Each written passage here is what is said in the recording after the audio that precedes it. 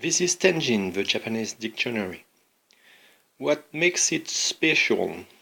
Well, first you can select how you want to display Japanese.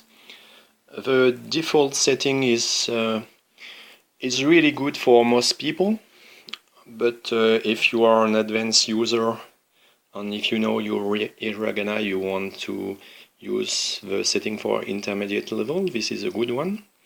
And if you are a real beginner that doesn't know any kanji or kana, you can go with the beginner setting. So the default is the best for most people, so you can just go forward or you can choose another one. Then you can choose your language.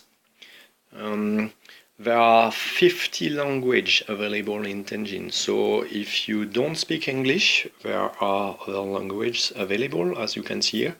You can have more than one. My recommendation is, if you can put English in your language, this will unlock 200,000 words and 30,000 kanji for you. And if you put English in your language, it should be at the end, because it will override all other language. So if you can put English in your language and put English at the end. So let's go with the default setting, which should be the best for most people. The default settings depends on your device settings. So if you speak French, you will have French and then English. If you speak Chinese, you will have simplified Chinese and then traditional Chinese and then English. If you speak German, you will have German and then English. And if you are an English native speaker, you will just have English. So let's go with the default settings. And then you have a quick onboarding tool. I'm surprised it should have downloaded data, but it's already there. So it showcases some features of Tenjin. You have the search widget at the top on suggestions. Here are search results, you can scroll down. There is possible analysis of words and sentences, but in the free version it's locked. But you can unlock it in the app for a reasonable amount of money, like the price of a beer. And it explains everything in the app. So let's try to search things.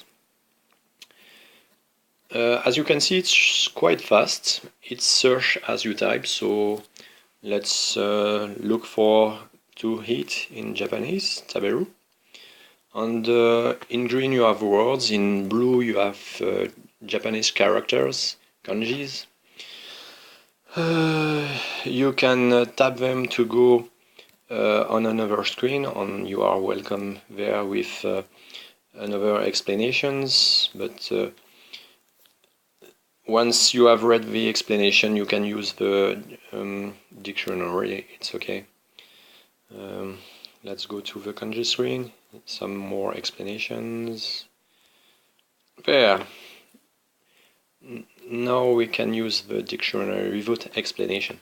So what makes it special compared to other dictionaries?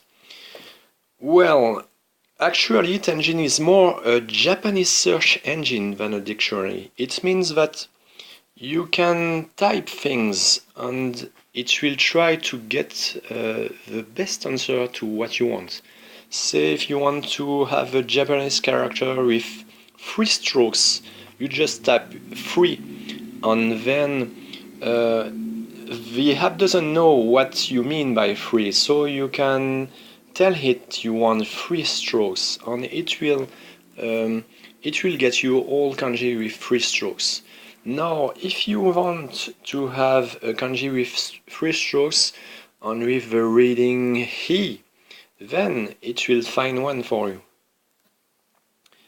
So So here we have a reading, which starts with he. And if you want another reading like can, we have one. So you can type things and then say anger, and then it will find things for you. And if it tells you how many hits it found, like here there are 88 entries that mention anger. Well, that's a lot of entries, so you might want uh, to make your search more precise by typing another keyword. So you see now we have 7 hits for our search.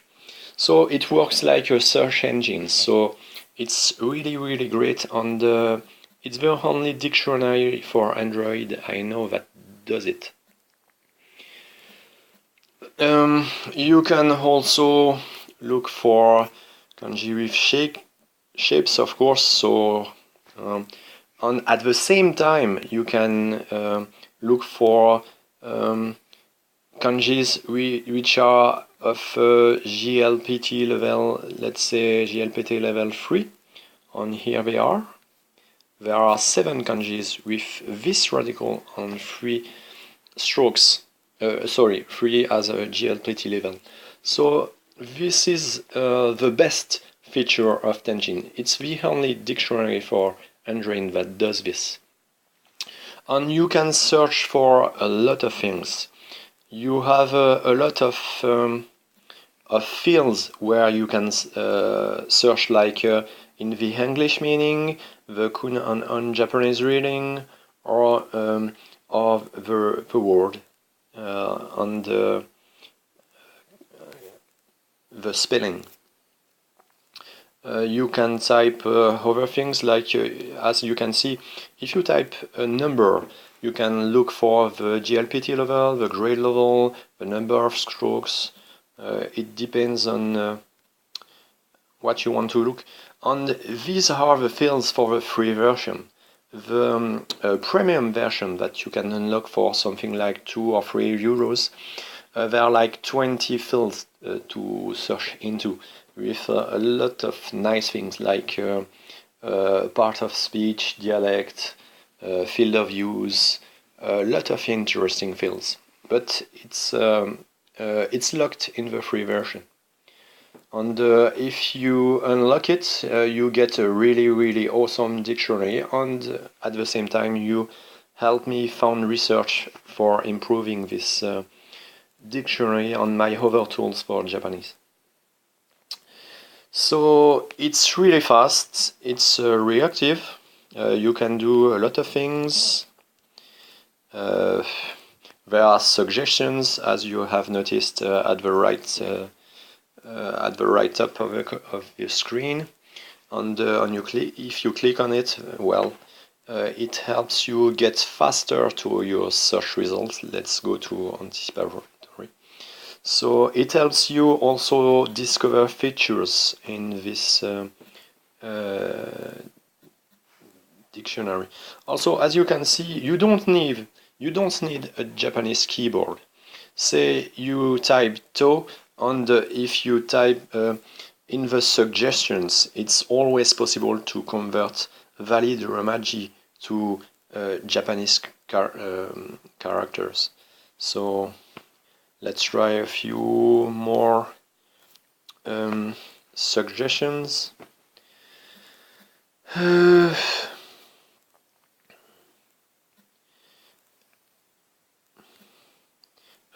You should be able to type with to search with voice. Let's say car.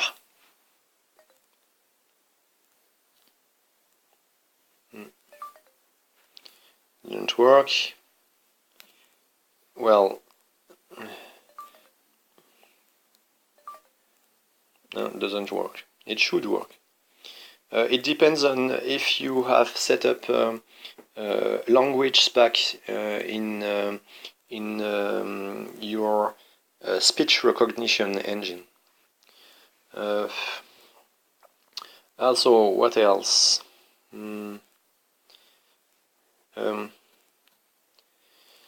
Let's go to a kanji string. As you can see, there is a picture of a kanji with a stroke order, and you can in the free versions you have access to some data like frequency of use, grade, strokes, radical. In the unlocked versions you have much more metadata. You have the readings, the meanings, and in the unlocked version you can also have access to these things there that analyzes the kanji and tell you things about it. There is also here word examples that use the same kanji, like this one. You see here other words with this kanji, and kanji with the same shape. It's a bit similar, but not exactly the same. And in the unlocked version, you also have sentences. You can have bookmarks and export it.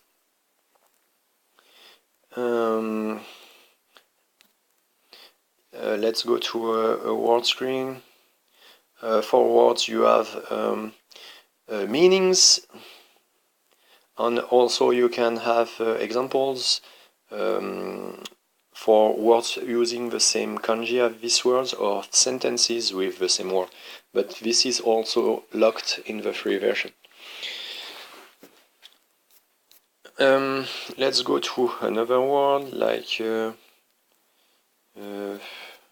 nomu, drink in Japanese. As you can see, there are different spellings for the same word, and if you click on it, the meanings change. You also have some metadata in orange that tells you if the kanji is irregular or obsolete. You have part of speech information from the meanings, like what type of verb it is, or if you can. We will see for another words. It's so you have the meanings. You also have the kanji it uses, and if you click on it, you should be able to go there, or maybe double clicking on it. Oops. Oh yeah, you can select things and make it speech. Fuku. Okay. This one is fuku. Fuku. Let's try with another word. So you have pronunciations. Spacesuits. But speech, text-to-speech depends if you have set up a text-to-speech engine in your device. So it doesn't only depends of Tenjin. Tenjin only allows you to make him speech sentences. It might be also possible for English. It depends if... to engulf, to overwhelm. Yeah, it's there. It depends if you have set up the speech engine for English or Japanese or for your language. As you can have many different languages for meanings in Tenjin.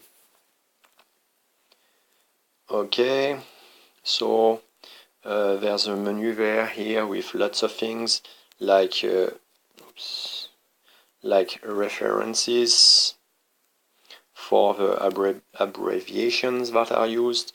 So there is quite a lot, like the different dialects of Japanese, like the part of speech for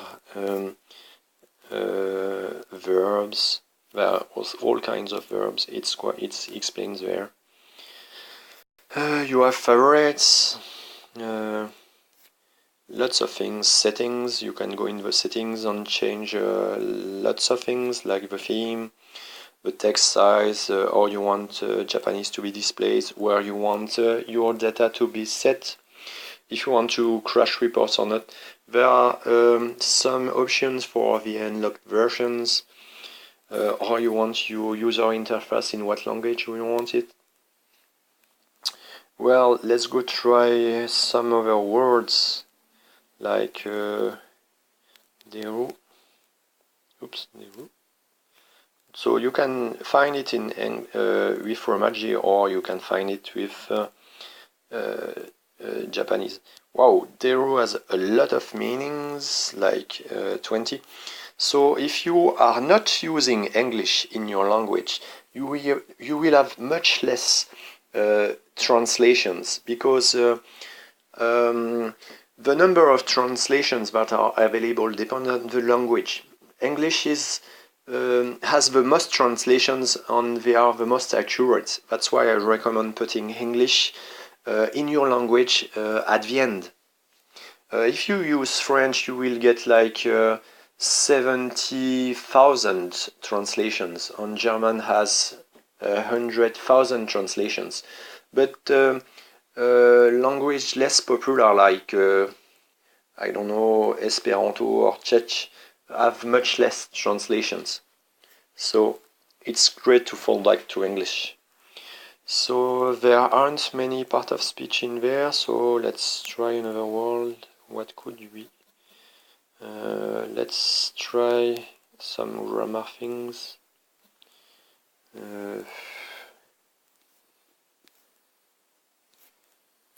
Let's try in Japanese. It will be simpler. Made.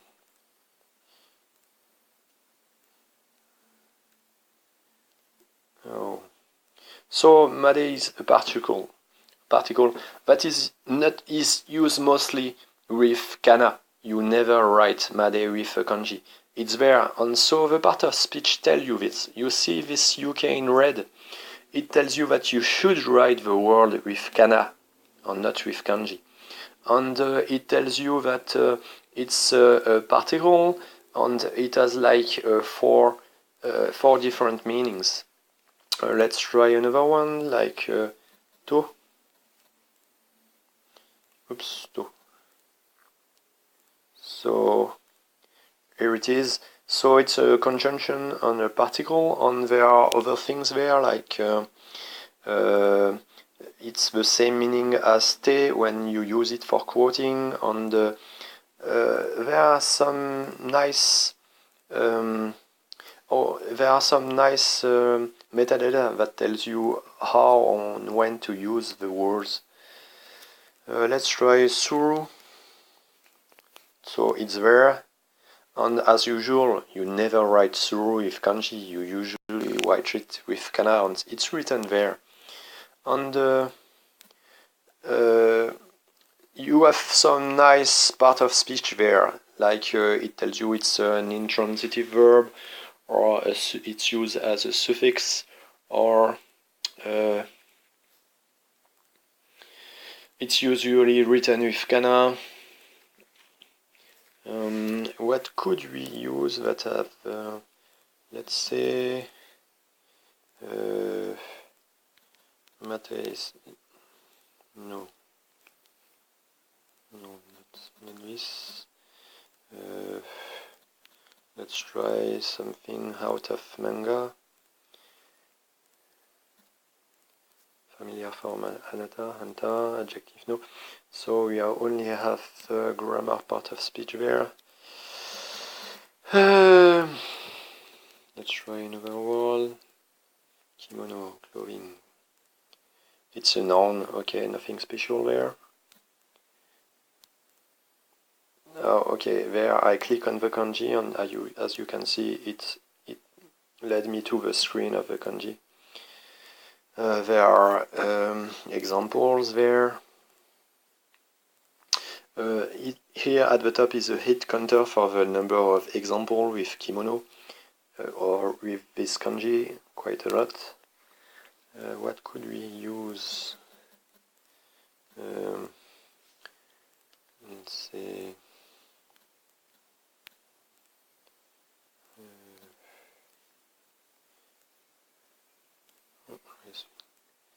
No, not.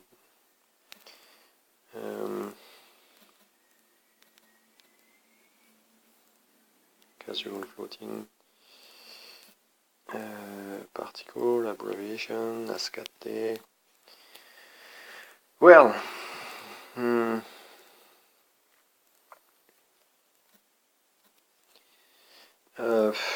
well, let's finish by seeing the what some settings do. Like the theme. There, here you are. So it's better for the eyes to read things in white over black. And if you want to change the size, like make it big there, the secondary text size is mostly used for the unlocked version. So here it's bigger, and if you want to replace kanji, replace with the pronunciations. So you have a preview here. As you see, kanji has been replaced with hiragana, and now you can see any kanji anywhere. So, like for beginners who don't know any kanji or kana, you can replace with the pronunciations, and then you will get this. So no more Japanese character. So let's make the text a little smaller. There. In upper caps, you have words that are usually written with katakana, and in lower caps, words that are written in hiragana when you replace with romaji. This might change in a later version, but people who don't speak Spanish and Japanese and who don't know the kana and kanji can use this dictionary. It's okay. But it's ugly. Let's get back to a sensible setting. I want to see my kanji, and for advanced user who know hiragana and katakana, you can remove totally romaji as it should be, and you still have your kanji, and you have hiragana in kana. Let's see to. Here you are, with nice hiragana. Let's get back to the light theme.